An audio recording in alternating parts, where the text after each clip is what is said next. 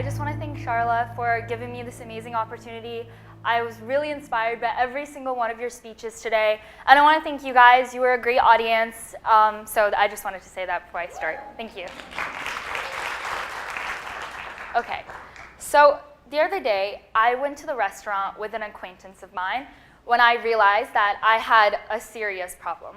And no, it was not taking pictures of my food, okay? Millennials love to take pictures of their food. It's not a problem. I realized that when I was looking through all the menu options, I wasn't thinking about what I wanted to eat at that given time. I was thinking about what would impress my friend or my date the most.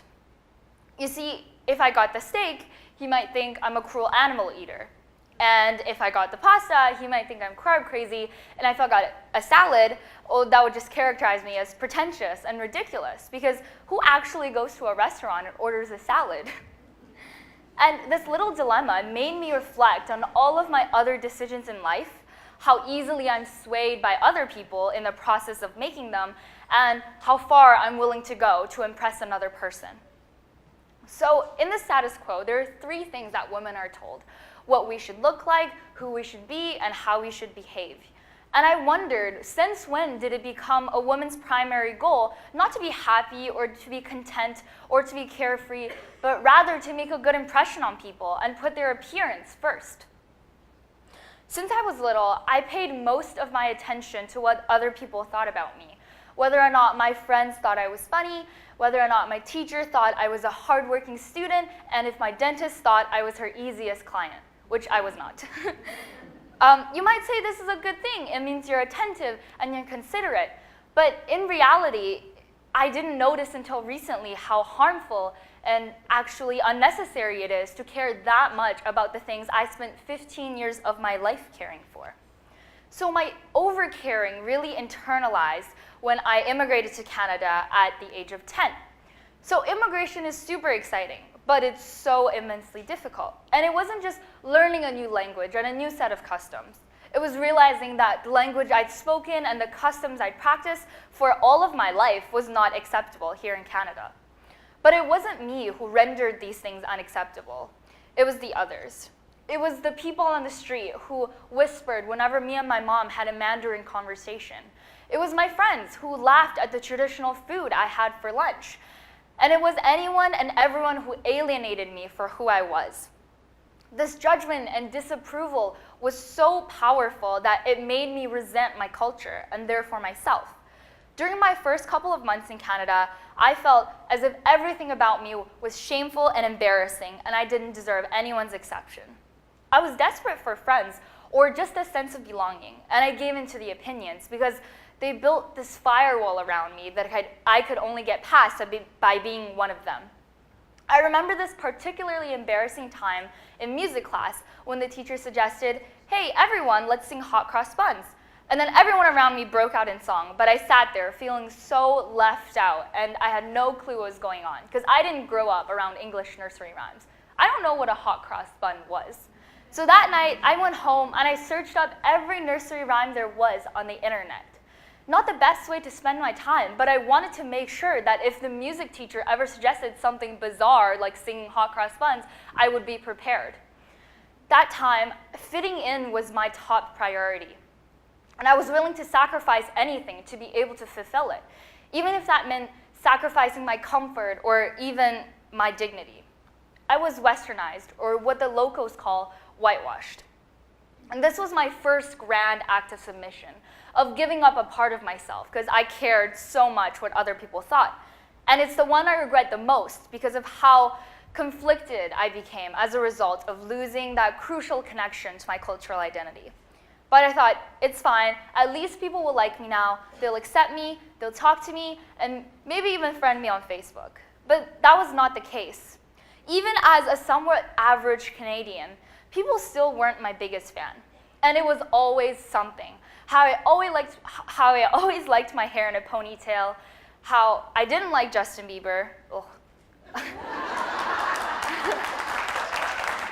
I mean, seriously, he just has good hair, and it's not even that good. How I didn't shop at Nike, how I liked pineapple on pizza, and a bunch of other things that was just so trivial, I didn't even consider it to be a problem. I also wanted to own a unicorn in the future, and people laughed at me, but it's not that ridiculous, you guys. But the fact that people didn't love me as much as I thought they would, that really set me off. So my new goal was not only to blend in, but also appeal to every single person who was a part of that blend. If that meant having to wear certain brands because my friends thought it was cool, having to let my hair down, even though it always got in my face, having to not give up joining the choir because apparently my voice is enough to make an entire country go deaf, it's fine, I'll do it. Fine, now can they be happy with me? Will I be accepted into that inner circle I've always wanted to be in? And will people comment more on my Instagrams? The fact is, I was still ostracized most of the time, and I couldn't achieve that sense of belonging that I have yearned for so many years. Instead, I became so self-conscious that even getting up to go to the washroom became a problem. What if people find it weird that I have a urinary system? But I was not about to give up. And that's when pageantry came into my life.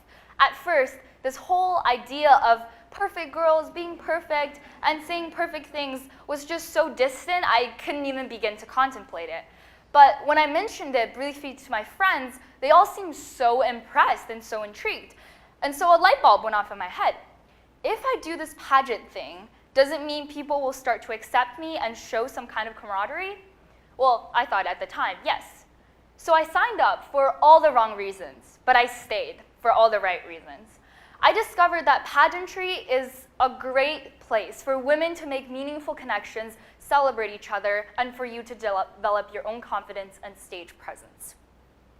And so I tried my very best in that competition, and I worked very hard.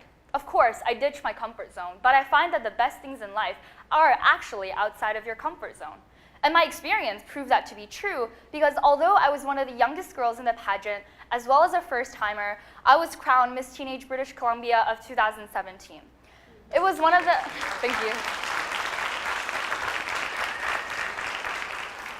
It was one of the happiest moments of my life when that crown was placed on my head because I knew that I had come so far from being this insecure girl who, when she spoke up, nobody could hear her, to expressing myself freely on stage and owning everything that I was. The next day at school, people who didn't even know me congratulated me. People who I didn't know acknowledged me. And in some ways, that was exactly what I was looking for, that sense of approval and acceptance. So I almost became entirely satisfied until I heard the rumors. People saying that it was a show-off, that I was a superficial pageant girl, that I got illegal surgery in Guatemala and that's how I won, which is ridiculous because firstly, I have an Asian mother. She wouldn't let me go out of the house without telling her like 3 days in advance. And secondly, I don't know where Guatemala is exactly, so I don't know how that would work. But this really set me off. I mean, I had achieved this amazing experience and award. I made so many friends through this pageant, and I just truly stepped outside my comfort zone and really grew. But people still had negative things to say about it. I was very angry, and for lack of a better term, really freaking pissed. So I slowly came to a realization. In this world, it doesn't matter how accomplished you are, how awesome you are, what a good person you are. It doesn't even matter who you are. As long as you are alive, people will dislike you for something. They'll hate on you for something. Who you are, what you're proud of, what you love, where you come from. It's always going to be something. And as long as you pay attention to those haters, you're always going to be tortured by the fact that you're not good enough for certain people. And you're always going to be bothered by it. I once heard a story, and it goes like this.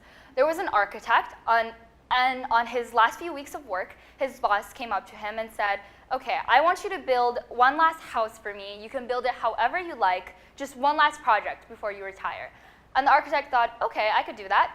And then he went ahead and built this beautiful house. Only it wasn't really beautiful in his eyes. He knew that his boss loved cream-colored walls and full-length mirrors, even though he himself despised them. But he went ahead and installed those anyways, because he knew it would impress his boss. And on his last final day of work, his boss came in, looked around the house, and said, wow, this is a gorgeous house. I'm very impressed. And the architect was thrilled to hear this. and he expected that big bonus check that he would receive. But then his boss turned and said, well, actually, I wanted you to build this house for yourself. This constitutes your bonus. And then he handed over the keys to the architect, and then the architect had to live in a house he hated for pretty much the rest of his life, because, come on, you're not going to waste a house. So this story embodies the relationship you have with all the people around you. You can change your hair, your personality, your clothes, even your cultural background. But in the end, when you're done appeasing everyone else, you'll be the only one left to impress. And in the end, you'll be left with a person that you don't even recognize or like. And that house, it basically represents your life. You can rebuild it, correct every little detail to match what another person might like or expect from you. But in the end, eventually, you have to live in it. And in reality, you cannot move out of your life. So through this entire experience, I realized that no matter how hard I try to change for anyone or for anything or to anyone, nobody's going to be pleased with me. Nobody's going to say that I'm a perfect person, because I'm not, and nobody here is. I mean, some of you, I think, are perfect human beings, and I mean, I'm not jealous, but I just admire you very much. And sadly, what happened to me happens to almost every woman I know. They reinvent themselves according to society's narrow standards of what is beautiful.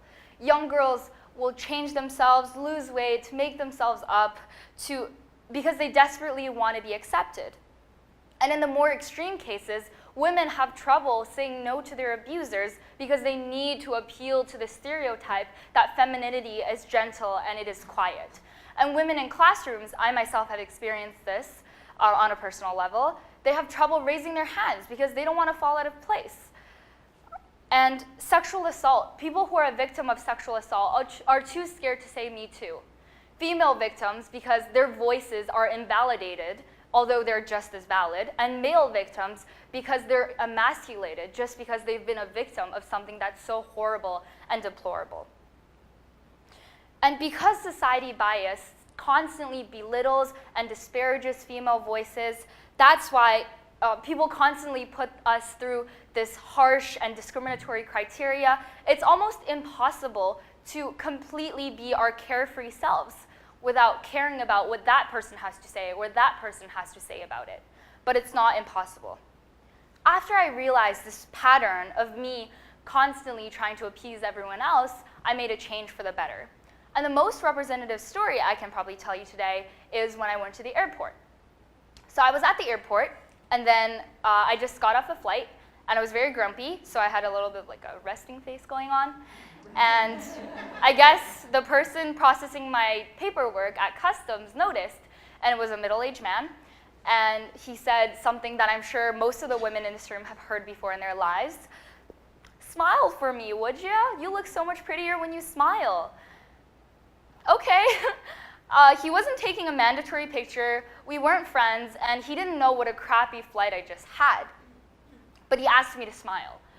It was annoying, first of all, but what's more is that it was creepy that an old guy was asking me, a teenage girl, to do something with her body for his personal satisfaction. I mean, it sounds totally creepy. Yeah. And unfair, and it is.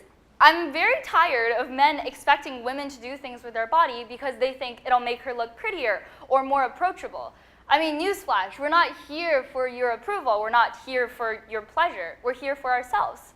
And we're here to celebrate each other and be ourselves unapologetically. And you have no place in what we choose to look like or what we choose to say or what we choose to be. And so something as harmless as asking a woman or even a man to smile could symbolize something much more toxic. It symbolizes a world where women have to appeal to men and satisfy men at the cost of their own comfort and volition. That's not a world that I want to grow up in. It's not a world with a value system that I believe in. It's not a world where young girls like me can grow up to follow their dreams and be themselves, and it's not a world where feminism can ensue. So at this point, I couldn't care less if this man was disgruntled for the rest of his day because I didn't scrunch up my face at his command. And so I grabbed my paperwork and I said, no, smile for yourself. I'm not going to do it for you. And then I walked away, and it was such a liberating moment because for the first time in a long time, I didn't care. And it felt good because I was not restricted by other people's expectations. I lived how I wanted, and I was able to be my own unapologetic self. So people say that the first half of our lives are spent getting over ourselves. Yes, I know that slide is incredibly cheesy and ridiculous, but it's true. The first half of our lives are spent getting over ourselves, becoming aware of how useless it is to care about our reputation and to change it however you want other people to view you.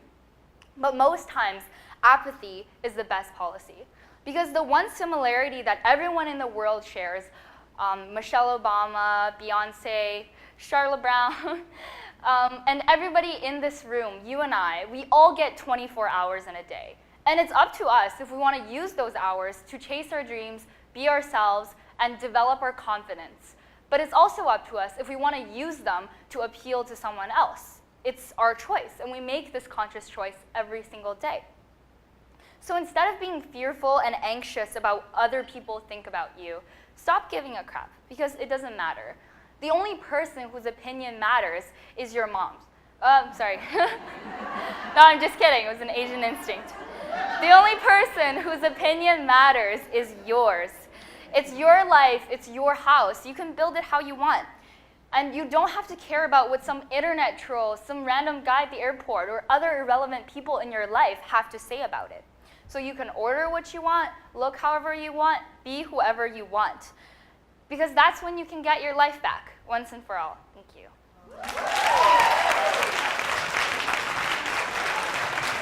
Way to go, Tina. Good job.